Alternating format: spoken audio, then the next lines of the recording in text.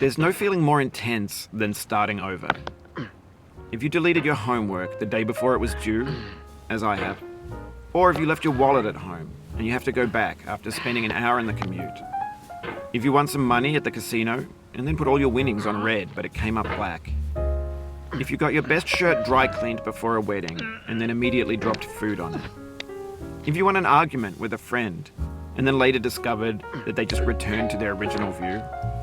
Starting over is harder than starting up.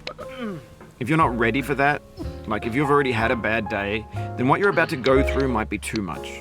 Feel free to go away and come back. I'll be here. Alright, thanks for coming with me on this trip. I'll understand if you have to take a break at any point. Just find a safe place to stop and quit the game. And don't worry, I'll save your progress, always, even your mistakes. This game is a homage to a free game that came out in 2002, titled Sexy Hiking.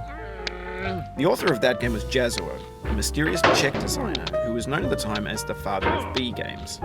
And B games are rough assemblages of found objects. Designers slap them together very quickly and freely, and they're often too rough and unfriendly to gain much of a following. They're built more for the joy of building them than as polished products. In a certain way, Sexy Hiking is the perfect embodiment of a B game. It's built almost entirely out of found and recycled parts, and it's one of the most unusual and unfriendly games of its time. In it, your task is simply to drag yourself up a mountain with a hammer. And that act of climbing, in the digital world or in real life, has certain essential properties that give the game its flavor. No amount of forward progress is guaranteed. Some cliffs are too sheer or too slippery. And the player is constantly, unremittingly in danger of falling and losing everything. Anyway, when you start Sexy Hiking, you're standing next to this dead tree that blocks the way to the entire rest of the game. It might take you an hour to get over that tree, and a lot of people never got past it. You prod and you poke at it, exploring the limits of your reach and your strength, trying to find a way up and over. And there's a sense of truth in that lack of compromise.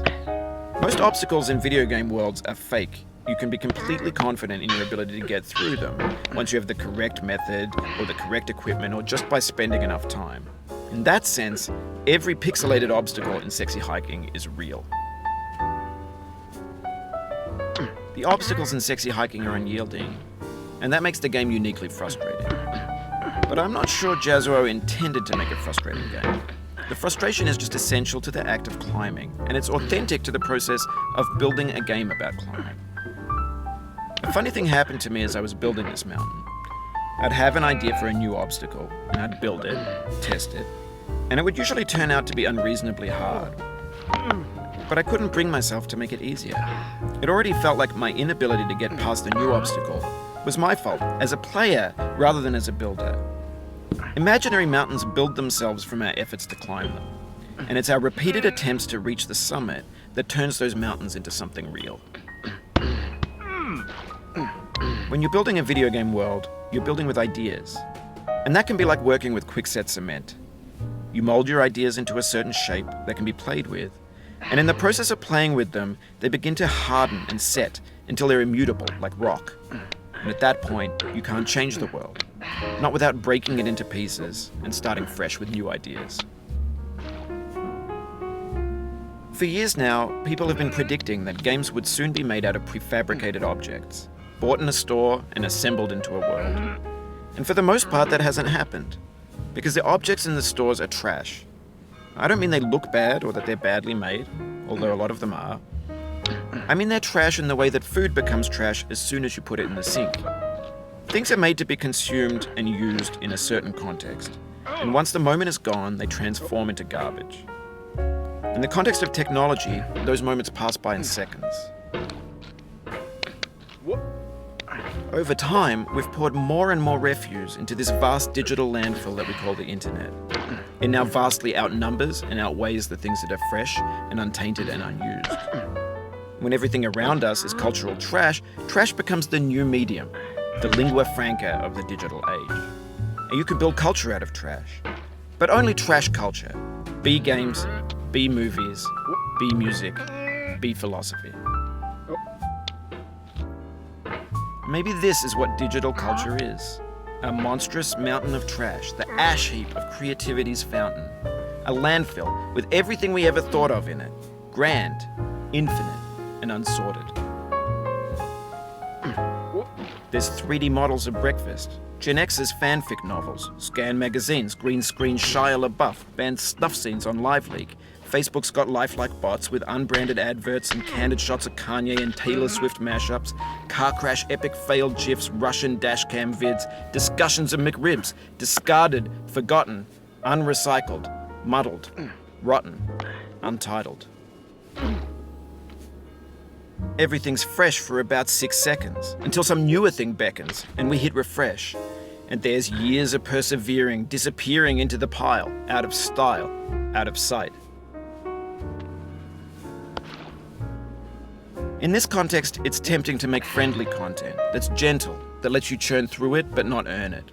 Why make something demanding if it just gets piled up in the landfill, filed in with the bland things? When games were new, they wanted a lot from you. Daunting you, taunting you, resetting and delaying you. Players played stoically. Now everyone's turned off by that. They want to burn through it quickly, a quick fix for the fickle, some tricks for the clicks of the feckless. But that's not you, you're an acrobat. You could swallow a baseball bat. Now I know, most likely you're watching this on YouTube or Twitch, while some dude with 10 million views does it for you. Like a baby bird being fed chewed up food. That's culture too.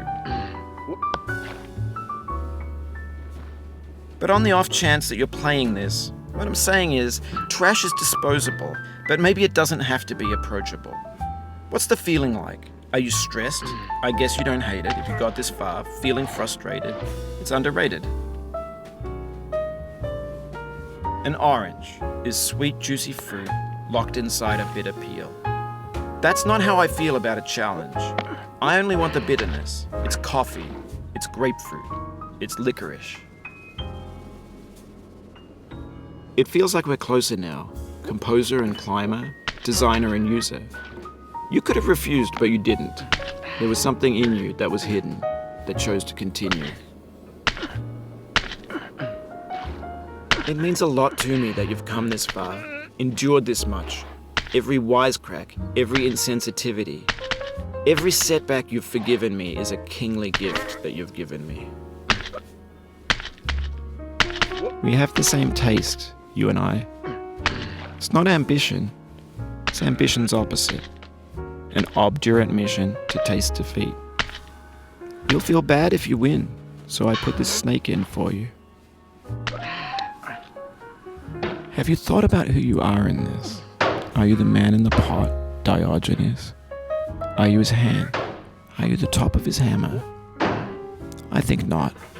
Where your hand moves, the hammer may not follow, nor the man, nor the man's hand.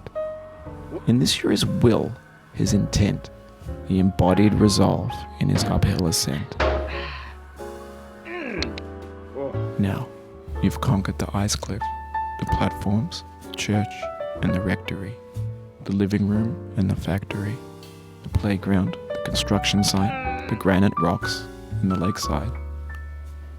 You've learned to hike. There's no way left to go but up, and in a moment I'll shut up. But let me say, I'm glad you came. I dedicate this game to you, the one who came this far. I give it to you with all my love.